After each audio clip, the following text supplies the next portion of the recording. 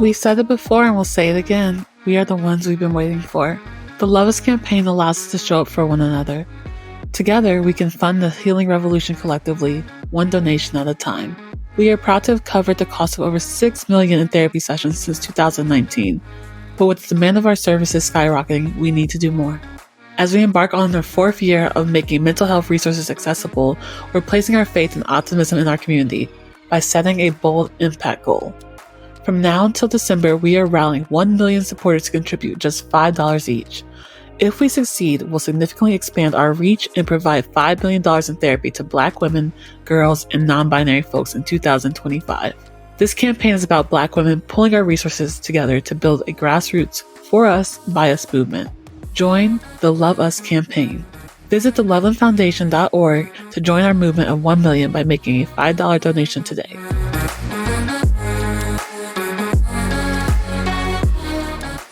Ashley Elliott, PsyD, also affectionately known as Dr. Vivid, is a doctor of clinical psychology located in Washington, D.C. She has a passion for serving those who identify as a Black, Indigenous, persons of color, and members of the LGBTQIA+ community. Dr. Elliott works as a clinician in private practice, a writer, plant medicine educator, and mental health DEI consultant to create more culturally inclusive spaces. In an effort to create more inclusive media spaces, Dr. Elliott collaborates with gamers, developers, social media users, influencers, and individuals in Web3 and the metaverse to make sure platforms promote diversity and mental health awareness. She enjoys blending DEI and mental health awareness as a facilitator and consultant. She maintains working partnerships with K-Spade New York, Her Campus Media, the Boris Lawrence Henson Foundation, Maryland Department of Health, NAMI AAC, and Health HIV. As a writer and poet and enjoys free verse freestyling and spoken word, her previous published works include In My Safe Space, a collection of therapeutic writing, My Feelings Matter, a feelings workbook, and a featured chapter in the zeitgeist of pop culture, The Witcher. Dr. Elliott holds a weekly wellness chat online, Cope Chat with Dr. Vivid, to help individuals find mental health resources and gather psychoeducational tools to enhance their lifestyles.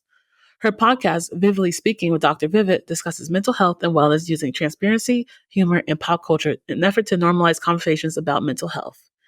In her free time, you can find her dancing, making up songs with her daughters, cooking food for her friends, and randomly coin lines from her favorite shows and movies. Hello, everyone. Welcome back to The Unfolding, presented by the Loveland Foundation. I'm your host, Rachel Keener, and today we are joined by a very special guest, Dr. Ashley, also known as Dr. Vivid. So happy to have you here. Hello. Thank you so much for having me. So before we get started, I have to ask, how did the name Dr. Vivid come to life? Okay, it's a funny story. So I was in grad school, I was pregnant, and I had this epiphany because everybody was treating me differently because I was pregnant, that I needed to find something to do just in case I got put in a box. So I said, I'm going to start a mental health consulting firm. And it's like really, really early in the morning. And I'm like, words that connect with your personality and connect with what you want to do. And I was like, I'm innovative. Yes. And I want to do innovative ways to have people think about mental health. And I was like, I want to be illuminating. I want to give some, but I don't want to just shed a light. I want to kind of really spark joy and spark interest in a different way. And I was like, what type of things do that? And I was like, wow, to be vivid. And that happens. And that's a whole nother story about like trusting God and because I got my LLC at 2:30 in the morning when this place was supposed to be closed, and my credit card declines only to have them say, you got to call. And I was like, 2:30 in the morning, why would I call a call center? Open it was. And they were like, oh yeah, you're not declined because you don't have any money. We're going to up your credit limit. It was the exact amount I needed for my LLC, my business license, and everything. So like, if you ever hear a little voice in the middle of the night, listen to it. So I tell everybody this is the name of my company now, and I'm at church and I'm like giving one of my first workshops was at church. And everybody's like, okay, cool. Okay, Dr. Vivid. Okay, Dr. Vivid. And like true Black church folks, they name me and it stuck. They And still that's call what them. everybody calls me. Oh, it's such a fitting name that really goes into like something that I try to like practice, just trusting your intuition, trusting the universe, trusting God, like just like knowing that everything is like happening for a reason. You just have to like go for it. Like if you feel called to do something, it's gonna align, it's gonna work out. But yeah, you mentioned that you were in grad school at the time. Were you focusing as on something particular, like for like your practice, like, and is that what you're doing now, or did it change? Similar. It's very similar. At the time, I knew I wanted to do more than therapy because being a little Black girl from DC and understanding how, especially the populations that I wanted to serve, there were underserved populations, populations of color, populations at or below the poverty line. So everybody can afford therapy, and then everybody isn't ready for therapy, but can be Mhm. introduced to therapeutic concepts.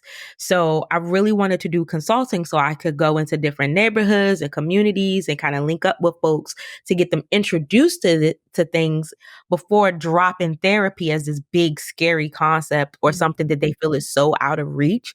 So I do that, but now since because of the blessings and the opportunities that I've had, I've expanded to not just, community, but now corporate, and also being able to offer different type of consulting experiences, like in the plant medicine space, in the psychedelic space, in the education space, in the gaming industry. It's really been a blessing of expansion, but it's the same little vision. Let me not call it a little vision. It's the same vision remixed. Ooh, evolved, adapted. No, I think that's beautiful. I feel like part of what we do at the Loveland Foundation, yes, we cover hours of therapy for people who are seeking it, but we also want to create like this soft space for people to land who are just like curious about mental health and like resources and practices and stuff like that. Because, like you said, not everyone is ready for therapy or wants therapy or thinks that therapy is accessible, but living a mentally healthy life is something that everyone deserves. It's Yes. something that everyone should have. So I love that. As a therapist, you probably have clients who come to you like on their own, or maybe like they feel called to do it. Like, do you do that through outreach? Are you like seeking clients who like are like you are their first therapist often, or are they having been in therapy for a while? And like, how's the difference between the two? I have a mix. Mostly, I have a lot of people who have been to therapy, but either their therapist moved on, retired, sometimes passed away, which can be a different load of trauma for folk. Or they're like, yeah, they took me to a certain point, but now I need something different, which I try to inform people a lot about, that you may have a therapist that is great. Because you leave them, it doesn't mean that they're no longer great. They're not a good therapist. It means that your journey with them has ended because they have helped you through certain goals or certain periods in your life. And maybe it's because of expertise, or maybe it's because of their training toolbox or their theoretical toolbox that they're like, okay, what you need now, you got to find from someone else. And that's okay. And then I've had people who had terrible therapists and they're like, please, please, lady, Help, help me, help help me me. now. And I also have people who've never gone to therapy before. I can't say what I prefer because they're both are really cool experiences. One, you get to shape somebody's idea of what a therapeutic experience can be because they only have a notion from maybe what their friends or their family said or what's on TV or articles they read. And they find out that you have a different style, and every therapist generally has a different style, and it's refreshing to them because they're not so intimidated by it. And then for people who have gone to other therapists and maybe it wasn't the best fit or a great match, it's kind of restoring their faith in the mental health system. And that makes me feel good because instead of having them walk away from this type of healing altogether, they took a break and now they found something that works for them. And both of them feed my soul because I'm still getting to help people. I love that. No, I love that concept of just like what's feeding your soul. And like sometimes I wonder with therapists and also with people who are just are like caregivers, like how they deal with compassion fatigue in that sense. Cause like you're helping so many people and like you're helping them on different parts of their healing journey. And like as a part of a therapist, I know you have to like take that in, or maybe you don't, but like I can only imagine like the amount of compassion fatigue that you feel, because people feel that daily, just like hearing things that's going on in the news, or like taking things from their friends or family that's going on. And you just like, I care so much, but I'm caring too much, like to my limit. So how do you like balance that out? And how do you Ooh, solve that? child. Love It's a really good question though, because I think when people hear that you're in any healthcare position or you industry in the industry, they feel as though you have it all together and your healing is at a different plane than everybody's. And it's totally not true. I'm still a human. I just have Yeah. access to different tools, but my toolbox just looks different because I purposely take on so much and put myself in a position to intermix with all these emotions and feelings and beliefs of people on a daily basis. So really for me, let's be quite honest. I could not be the therapist that I am today if I do not see my own therapist and not see my psychiatrist and take my meds every day, honey. Alexa Pro baddies unite, stand up, go. Gotta do that. Um, as of the last couple of months, which has been another godsend, I finally got my ADHD diagnosis that I knew in my heart was there. And Yeah. my psychiatrist was like, let's get you some meds. And I was like, thank you. I wanna be able to process the world the way I should be able to process the Yeah. world. So that definitely has been a big in helping that fatigue, because if I'm not at my baseline, I can't handle but so much. And Mm. that makes me want to shut down in my personal life, not necessarily in my professional life, but personally, when I get out of them sessions, I don't have anything to give myself, my kids, my friends, my family, anything. So I think, my going to weekly therapy, I see my psychiatrist like every 1 to 3 months, to make sure I got what I need and things are working. I tell my friends that I just can't talk to them. There's a period where if I get like during the holidays, compassion fatigue is heavy because that's when a lot of feelings come up around clients, family, relationships, holidays, money, all of those things come. So people who know during the holidays that don't call my phone, text me, see if I answer. You have a minute. Yes, like I I need not to hear my own voice, and I need not to have another human asking something of me for a little while, and I'll get back to you. My friends know if I don't answer my phone at all, they do a check-in and be like, "You good?" And I'll be like, "I'm talked out." And that really helps me because I don't have to hold space for other people's stuff immediately. Mm. Even with my kids, I'll be like, mommy is touched out, mommy is overstimulated. And they know that they'll go play with each other. Sometimes when they hear that, they feel like it's the collective like term for let's take a nap. I did not create that. My kids created that. That's fine though, because you don't gotta tell me nothing. I'm gonna take a nap with you. I Everybody take a love room. that. Let's go. Right. So that it really I want to say this to my friends, really. They give me the space to be Ashley, to be AJ, to be Nay, any of those names that I have without making me be Dr. Ashley, Dr. Elliott, Dr. Vivid, and allowing me for me teaching them and them to be like, do you have spoons? Do you have space? Do you have the battery? Do you got the sauce? I'd be like, baby, sauce out. And don't make me feel bad about it. So it kind of gives me a chance to recollect myself, get that refreshing sleep, nap, talk, journal, little scream into my pillow, whatever it is, because I'm human that I need. And they also sometimes will do, as friends, I always hope that I would have friends that would be like, have you eaten? Do you need to go out? Can you see if your kids' dads can get them for a day? You need time where you're not doing something for someone.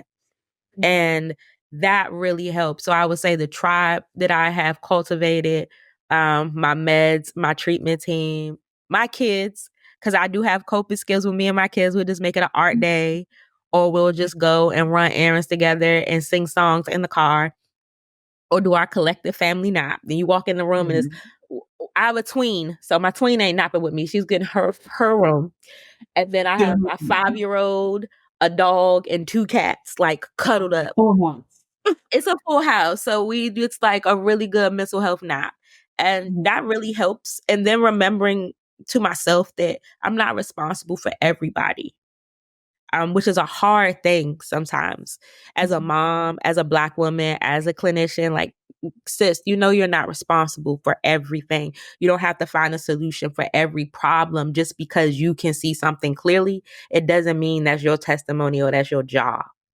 So learning how to let things go or to delegate has really helped with my compassion fatigue. Man, I just want to run that back. That was all so beautiful. No, all the things I want to touch on.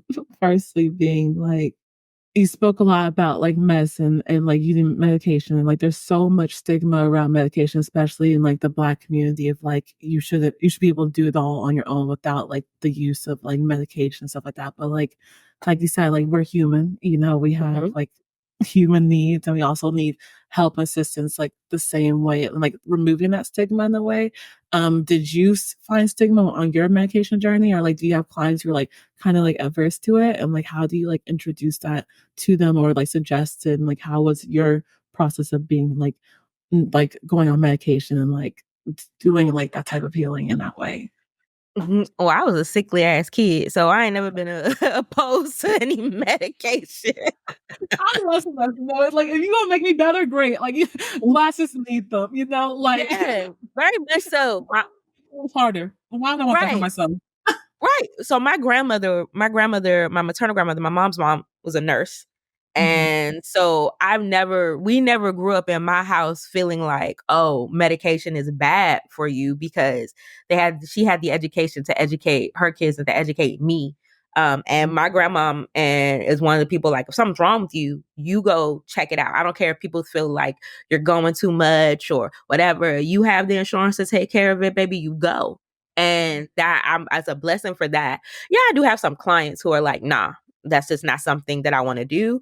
And I always present to them and like, why? It's not because I want them to do it, because everybody does not need medication. There are some people who present with symptoms that is more belief based, is more behavior based, and it's not, medication heavy in terms of treatment. But I always ask why. And most of the time when we get to the why, is usually 3 things. Either one, they have had terrible experiences with medicine and they have a lot of other medications or other disorders where it's contraindicated. Totally get it. 2 is that the stigma. So they're like, I don't want people to see these bottles, or I don't want to have to take some for the rest of my life. Ooh. And then the 3rd one is I hear a lot of people saying, well, I don't want to change. What if it changes things about me that I like about myself? And everyone has a valid concern. The most important thing about medication management education is to not make someone feel dumb or bad or minimize their reasons for being opposed, is to understand their reasons why.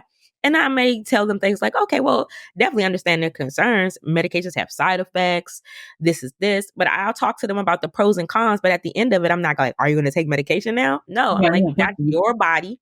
You have full autonomy over your body. I just want to let you know what your alternatives are. And then for the people who are really opposed to psychopharmacological medications, we talk about more holistic things, but I'm very, very, very, very honest with them about the limitations of certain holistic and herbal or non-traditional treatments, and how far that they can take them with certain symptoms, so they know that. And I also tell them about my journey, because I believe transparency saves lives. I'm like, yeah, I take medication for autoimmune issues and I take medication for my psychological symptoms, but I also use plant medicine and non-traditional things to manage those symptoms or to manage my pain symptoms as well. And we talk about it and we're real. And some of them have changed their mind since I worked with them and been like, yeah, I need to get on these meds. And other of them have not necessarily changed their mind about psychopharmacological treatment, but have opened their mind up to, if it gets to a certain level, like I'm at a level 3, doc, and if you and I feel like we at a level 9 or a level 10, would you tell me what medications or how to get a psychiatric consult and would you be okay with coming into the consult so you could let me know if this, not a problem. Not a problem. Wow. I believe it's about letting people know that there are choices without pushing a choice on them. Yes, exactly. No, it's not related, but kind of. I remember there's a span of like a year where I had really bad migraines, and like Mm-hmm. they were just like I just like was out for like a day or two, or just like and then just was so much pain, and I got medicine for it, and I was talking to my doctor about it, and I was just like, she's like, "Oh, are you taking medicine?" I was like, "Yeah, I only take it when it gets really bad, though." And she's like, "Why would you take it when it gets really bad? Like take it when you feel it coming on." And like that really like changed my like view and perception of like medicine, like how it works. Like, why would I wait to feel like suffering or like pain as like a way of like, oh, now I'm allowed to take something, even though I know it's coming on. I know the symptoms. Like, I would almost like wait it out for me to like justify it. You know, I think that applies to like medication in so many ways, and it also ties back into like your what you're saying about like the responsibility of it all, like having to be responsible for so much and having to like take on so much. Like you take on so much to the point where like you have to wait till it gets bad, you know, and like this idea of like you just have to do it all. And like that gets really dangerous really quickly. And like it starts to harm you first, you know, then like it starts spilling out everywhere. So no, I love that insight you provided. And I'm just like, yeah, for everyone who's like afraid of like medications or like plant-based medicine, like just like knowing that there's healing outside of just talking or like holistic ways, like there's like different watching take with like guidance, of course, you know, and like opinions and like research and all that. But no, I think that's great.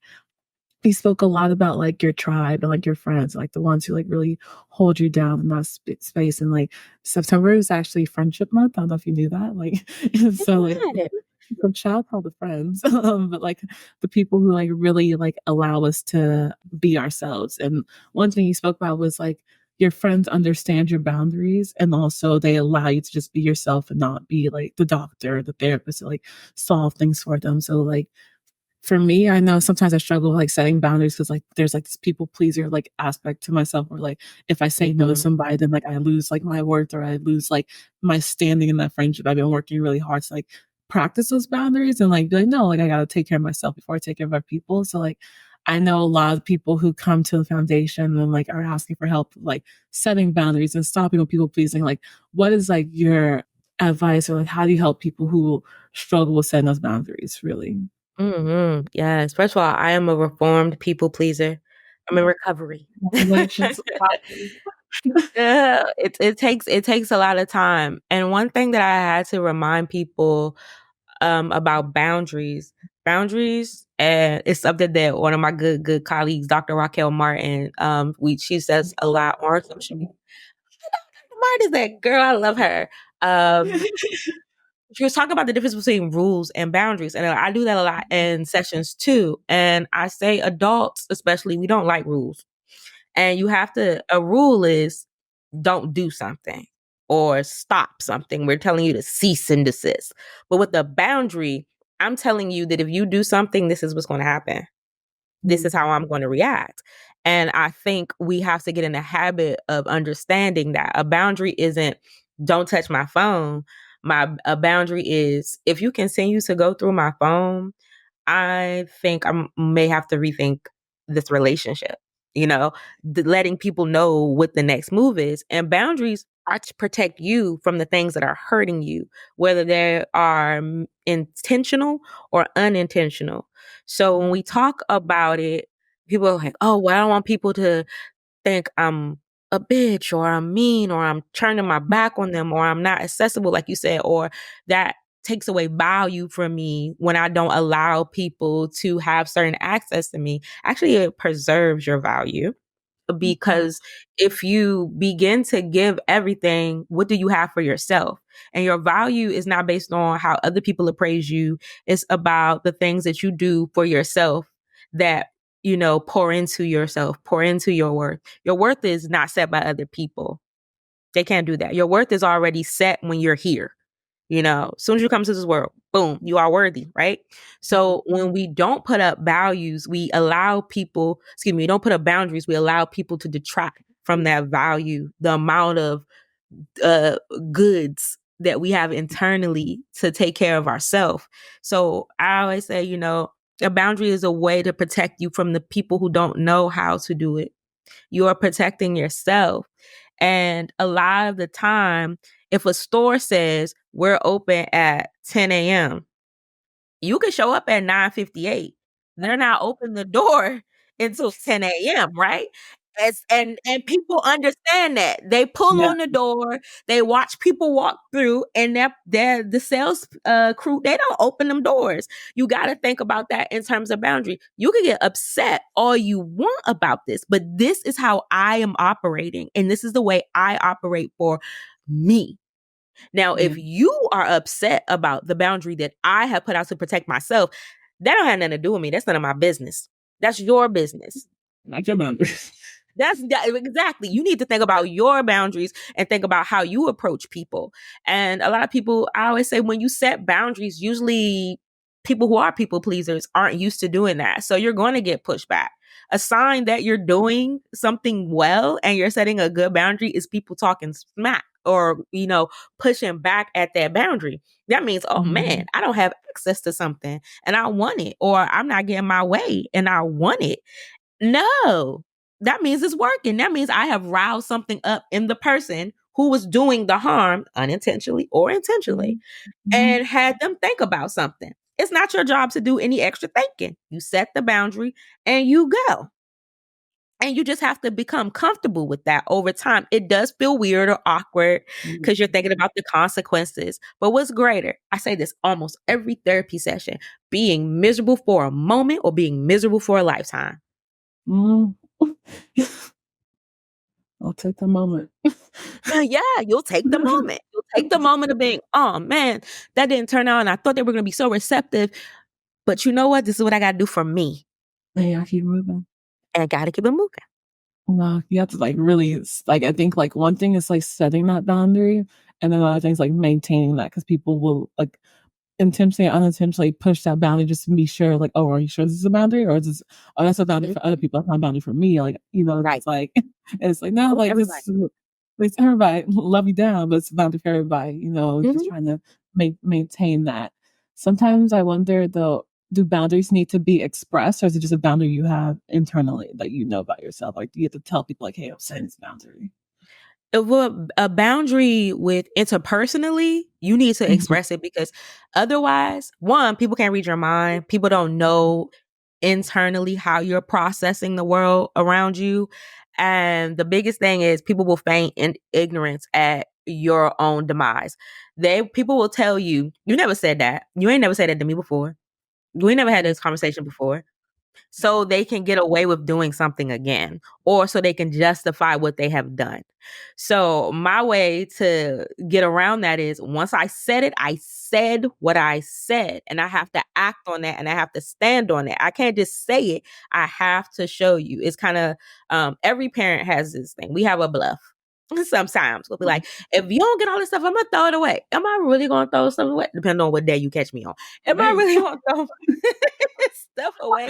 No. Right. And the kids will call your bluff. But in order for people to understand, oh, she's not playing, you got to at least take out a trash bag or something. Yeah. You have to at least show them that, no, she's serious, And that's what happens. And the more you consistently act on the boundary, the less you have to remind people of what your boundary is. Yeah. People know. Like, my grandma has this boundary of, don't nobody call my, if you don't want to hear my mouth, do not call me after 7 p.m. I don't care how old you are.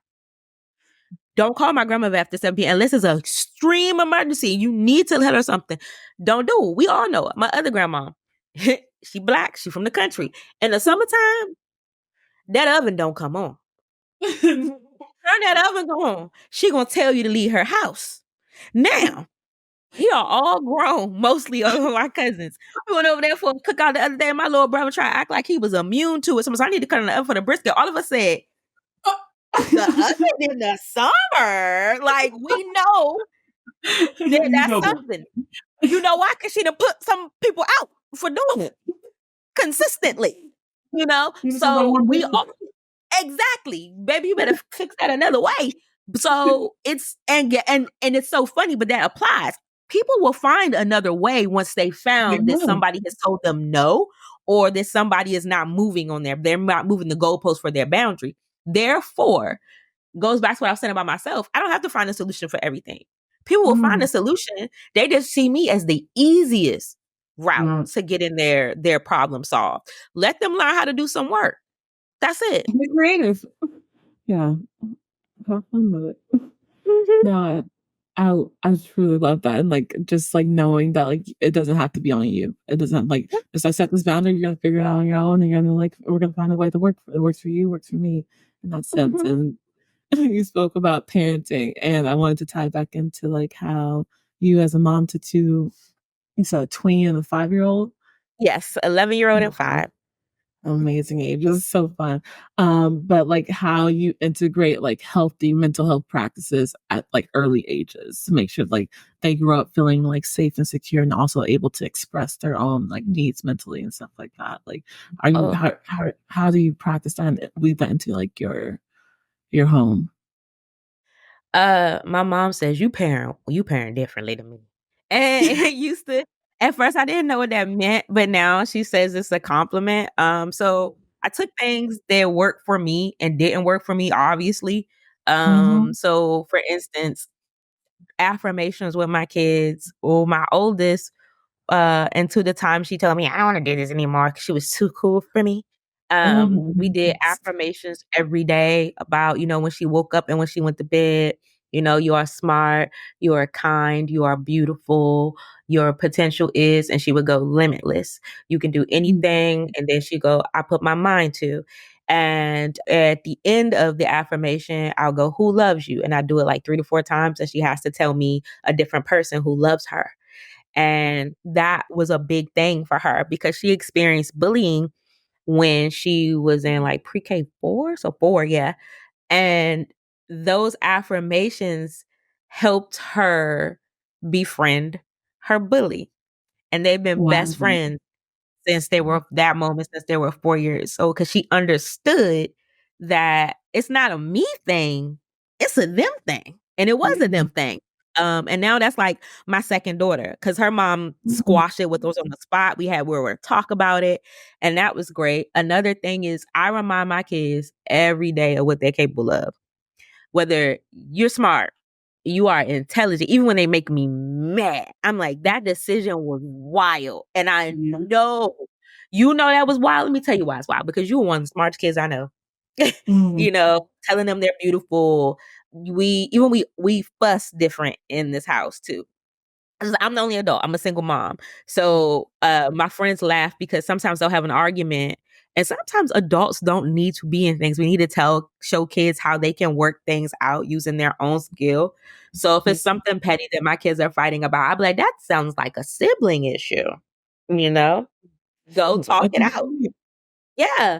And they usually, I would say a good 90% of the time, they talk it out and they're able to, oh, you did this and then I did this. And then you'll hear one of them, that's not what I was trying to do though. And they'll get it. And because they're sisters and they live in the house with each other, they know what pisses each other off. They know how to push each other's buttons. So when I give them that time to go talk about it, they can say that like, you did it on purpose, or well, I did, but I didn't know you was gonna be so mad, and that. And other times we'll like have conversations where I remind them I'm the oldest child. So I was always used to kind of getting in trouble for everything that my little brother did because I should know better, right? I'm like, what do you mean? Why I gotta do that? He don't know better, so I should. That sounds like a parent problem, So in my house, I give them both equal opportunity to explain what's going on. Like if somebody's fussing, if somebody's crying, I'll be like, both of you come here. I don't ever want to hear just one. Both of you come here. You tell me what happened. Then I'll go stop. If somebody's trying to interject, I'm not talking to you yet. You gonna have your moment. You gotta let them get their words out. And then I hear both, and I literally ask, okay, so what could we done differently? If someone gets hurt, I'm like, okay, that's not what we're trying to do. Do you want to hurt this person? If my 5-year-old is on demon time, she might be like, yes, I did. Absolutely. Absolutely, I meant to kick her in her face. And I'm like, well, is that how we treat people that we love in the house? Because we're a team. And I call my daughters the girl squad. We're a part of the girl squad. I'm like, is that squad? I don't think that's squad. And she'll be like, But, giving them the opportunity to like really express themselves and know that I'm not favoring one story over the other, which happens a lot in multi child homes.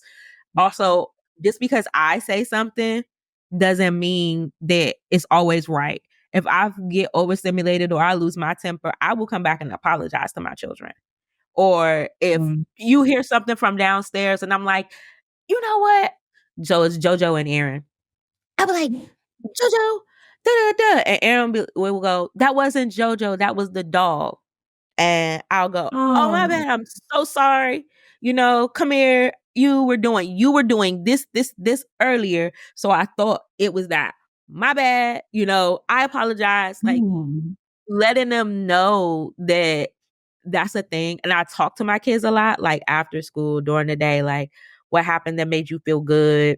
Tell me when they're crying, they have that space to I make them sit crisscross applesauce and like kind of sit and be like, what's going on? And it's okay. Tell me what's going on. I communicate with my kids in a way that I wish adults would have communicated with me and gave me the space to talk about what's going on, whether it's the good, the bad, or the ugly, without projecting adult feelings and adult ideas onto it. And I think that's the biggest thing I do for their mental health. I know it's gonna do wonders as they grow up, and like it's already like doing amazing things. Like the fact that she's able to befriend her bully and become best friends, like the fact that like the squad mentality is so key, and like just knowing that they have each other. But truly, like all those things that you mentioned are like things that like I feel like as adults we should be practicing as well, like affirming ourselves, like apologizing when we're wrong, taking accountability, like all these skills that like we sometimes like lose sight of as we get older, like coming back to that because maybe we never learned it growing up, like as your kids are learning right now. Like how do we like incorporate that into our lives? Like how are we speaking nicely to ourselves? How are we looking out for each other? How are we looking out for ourselves? How are we like expressing ourselves? I know expression is such like a key thing, and like whether it be like verbally or creatively, just like having a way to get out of your head and like just out. So I know you're a creative writer, poet, lyricist. Like, do you use creative expression to like with your clients or with yourself? Like how's that come in play to like your mental health journey? Oh my goodness. Yes, I both. So on my own, I love the way you set that up. I'm a lyricist. Ow. But thank you.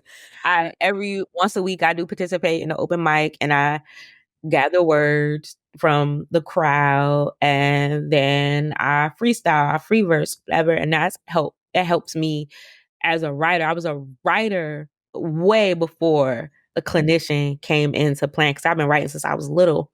And that really helps. I use visual art like painting. I love painting. I love sketching. I love abstract work. My mom used to take me to museums. I'm from DC, so museums are free. So when I go to other places, I'm so confused when y'all gotta pay for museums and zoos. It's crazy. That's crazy. And I'm just like, gonna see this. Like, so that's something that has been my safe space for a long time because art, just dance. I dance. My mom used to do African dance. To do that with her. I used to step, I used to tap, ballet. So dance is still big to me. I do creative movement now. I do an event once a year for NAMI, National Alliance on Mental Illness, and the Anne Arundel.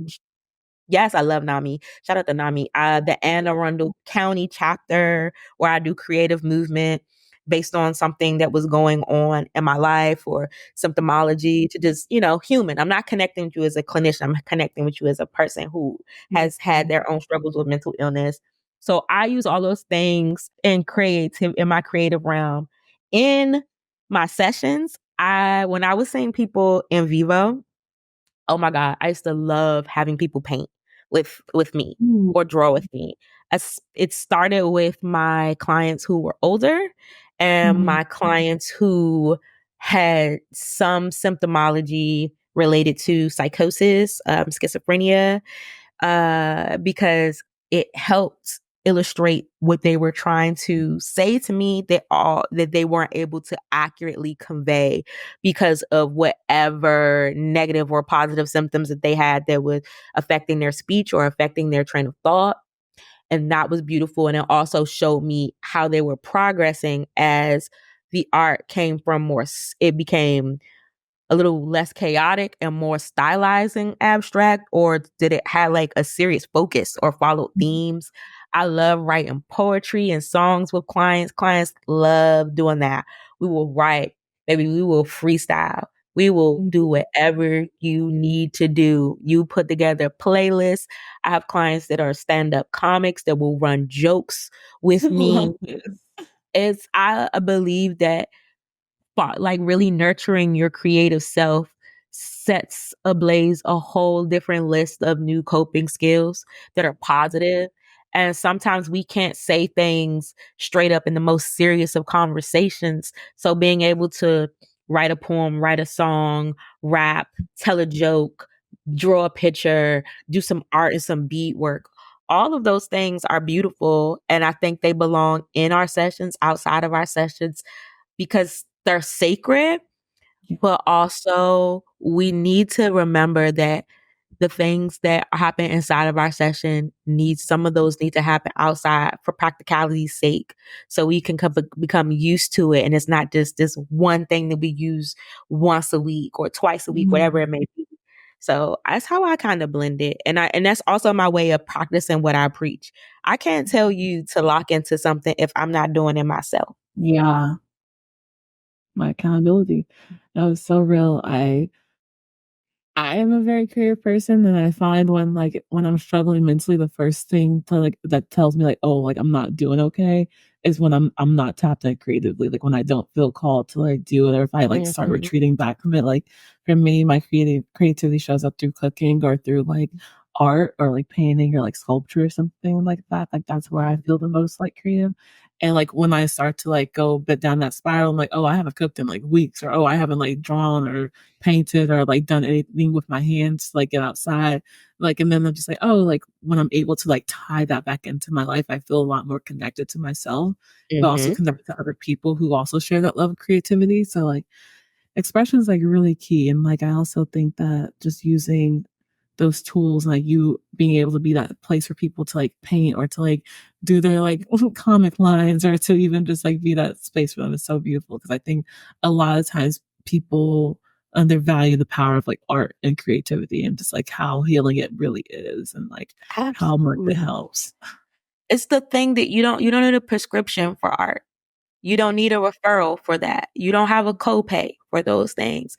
You don't have to buy some materials, but it's so unrefined, undefined. You can you can be as messy or as structured as you like in all realms of creativity, and it's just you. And to be able to bring it in the therapy room and say that in itself, being you in itself, is therapeutic, and I need you to remember that at all times. Oh. No, I think we're always so focused on how we can change ourselves or improve ourselves, and oh, I don't like this about myself, I have to change it. And then once I change this about myself, then I'll like myself, then other people will like me.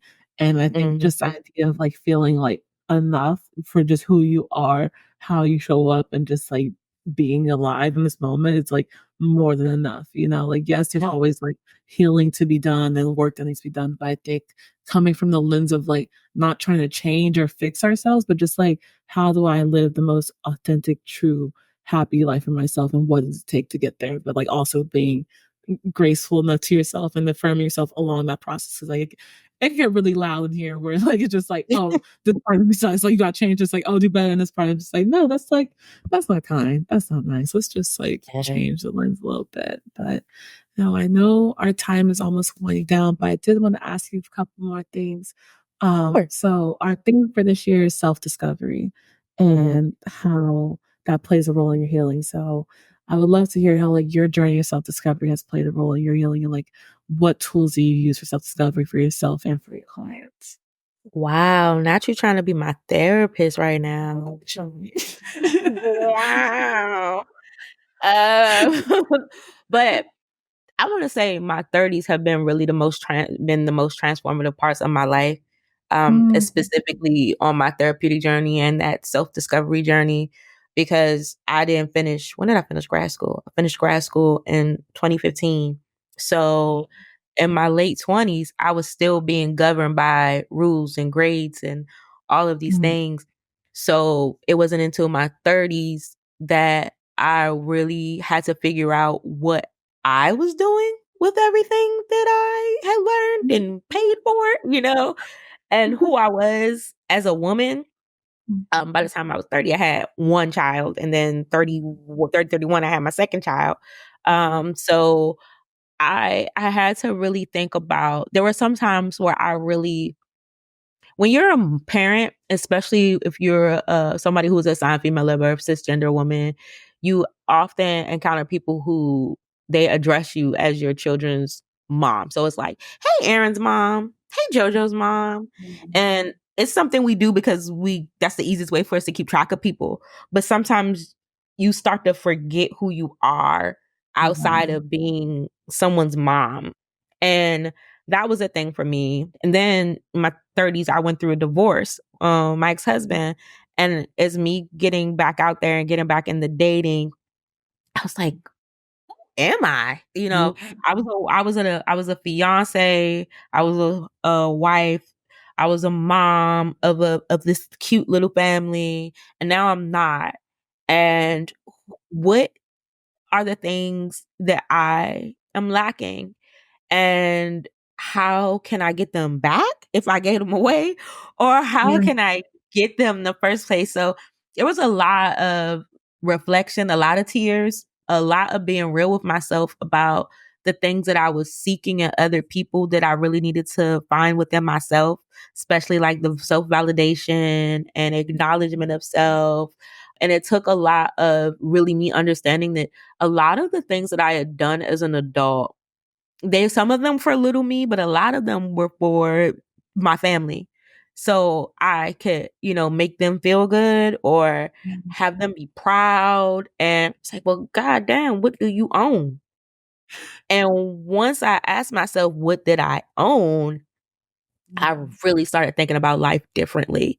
Like, I own my body, but I don't feel the best in it because of the way I think that the world looks at me, or some of the relationships I had with past partners.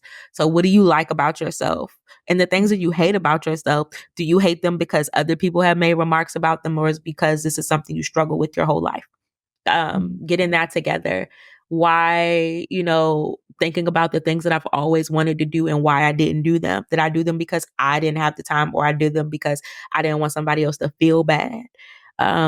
Self-discovery really came with me taking myself to task and being like, you've ignored yourself. And that's not, you don't really love yourself as deeply as you think you do. And that's a hard thing to say to yourself. Like, you are not taking care of me. You are not putting me first. And you only pay attention to me when I'm about to break down on you. You are a horrible partner. And I was like, I'm a horrible partner. Wonderful partner to everybody else. I'm a horrible partner to myself. And I really had to sit with that and be a big girl and work on all the things that I said I didn't have time for. So that was going back to therapy. Because of course, as therapists, I got time, I got time, I got time, I got this, I got kids, I got this. It was going back to therapy. It was making time for my friends, no matter if y'all at my house and I got my kid with me or not. It was stop. I had to stop connecting with certain people who made me feel like I was kind of like, I don't want to, how do I say this nicely? They made me feel like I was necessary for their growth, but they didn't honor that. So how do you need me to grow, but you don't want to take care? So I had to separate myself from all those negative things. And then I had to be real with myself about the parts of myself that I shielded from the world because I was going to be ridiculed. Like, I'm really into non-traditional stuff and plant medicine. I'm queer. I'm all of these things. And I had to just be like, who are you living for and how to be the best partner to yourself? And once I started giving back to me, 30s have been some of the most introspective years of my life. Oh, I love everything that you said. Just really hit me. Like, that was beautifully put. That was, as someone who's approaching 30s, I have this like, it's not even a fear, it's such an excitement because I feel like I'm going to get to know myself in such a deeper way.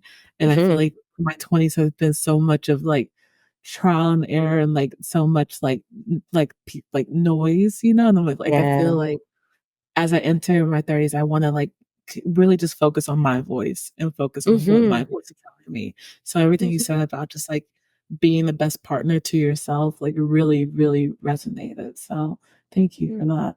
You're welcome. You got time. 20s are like the teenage years of adulthood.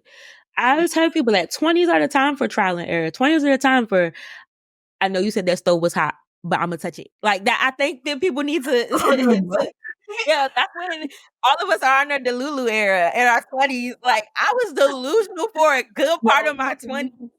I was like, oh, I'm an adult. I'm the best adult ever. What are you talking about? Oh, my relationship's about to be. No, I was wildly delusional. Why? Because I was a baby adult. And I did not have, to be quite frank, all of the best role models in adulting. You know, so I had to figure it out. So don't be hard on yourself about that. You still got time. Because I know my 40s and my 50s, honey, y'all ain't gonna tell me nothing. Don't call me at nothing. Nothing. Don't call me. Don't do nothing. So it's life is all about understanding these chapters are meant to teach you something and just preparing you for the next. So if it's this rough now, if I'm going through in the trenches now, I'm in the trenches in order to build what I know is there for me and what I aspire to get.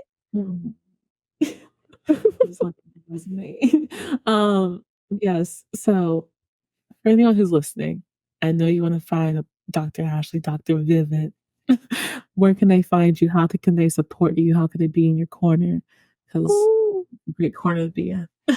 Oh my God, thank you so much. I received that. So on social media, it's at Dr. Vivid, the abbreviation DRVIVID. And that's on Instagram, and that's on Facebook, and that's on TikTok. But I switched it up for you on Twitter. I'm calling it Twitter. I'm not calling it X. Twitter. Who's that? Who's on X? It's doctor spelled out DOCTORVIVID. And how can you support me? On my bio and all of my social media, I just wrote a chapter for Bluey, the zeitgeist of pop culture. And this is edited by my wonderful colleague, Dr. Kelly Dunlap. And my chapter, this is all of us who contributed to this work are all clinicians. So it was us giving either a memoir style or clinically like pushed with Bluey infusion, basically stories about parenting and lessons in parenting. And I wrote a chapter about basically getting rid of the myth of perfect parenting and how my relationship with Bluey and my kids helped me really dive into that even more. Yes. What's the name of that again? So people know it's together. We are this fresh. This came out fresh off the press. Fresh off the press is the zeitgeist of pop culture, Bluey. And I'll put it's a link in my bio, and I should be making sure the link is in the bio on all my social media platforms. Well, we should link it too. So send us the link. Yes. Well, thank you so much, Dr. Viv. It truly has been a highlight to start my day with you. I'm going to carry this conversation for a long, long, long time. So thank you so much for just being in the space, being yourself, and being just a light, truly. Like Dr. Vivid indeed. Oh, thank you so much, Rachel. You're so warm. I really appreciate that. And I hope the rest of your day is whatever you need it to be. I receive it, Tim. Both. Thank you, y'all. We'll catch you next time. Thank you all for joining us for a very special episode of The Unfolding, presented by the Loveland Foundation. At the Loveland Foundation, we are committed to showing up for communities of color in unique and powerful ways, with a particular focus on Black women and girls. Our resources and initiatives are collaborative and they prioritize opportunity, access, validation, and healing. Since our founding, the Therapy Fund has provided financial support for therapy to over 13,000 Black women, girls, and non-binary individuals across the country. This year, our goal is to provide free therapy to at least 6,000 more. If you'd like to join us and invest in generational change, visit our website at thelovelandfoundation.org for ways to give. To stay updated on new episodes and any future programming, follow us on Instagram and Meta, or check out our website at thelovelandfoundation.org.